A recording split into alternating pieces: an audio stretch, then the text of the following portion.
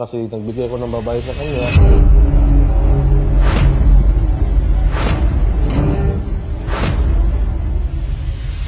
Mas safe dito kaysa dun sa Davao. Mahirap kasi dun yung nabangga ko, di ba? Yung malaking tao dun. Binugbog niya ako. Kaya sobrang kaba para kang nakakita ng hindi tao eh. Hindi tao eh. Nahaharap sa reklamong physical injuries at grave threats si Davao City First District Congressman Paolo Duterte.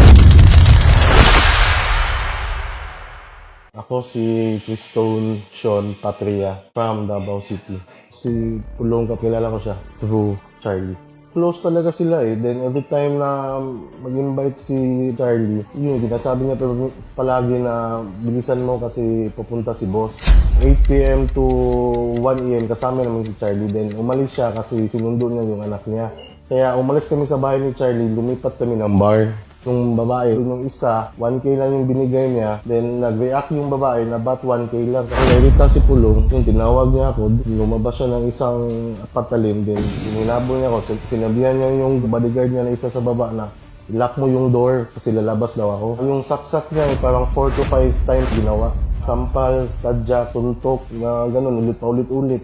Yun, parang wala. Hopeless na talaga that time, kaya kahit anong niya, pinasalo ko na lang. Sabi niya, i-off niya yung CCTV, yun na nawala na, parang patay na ako nito.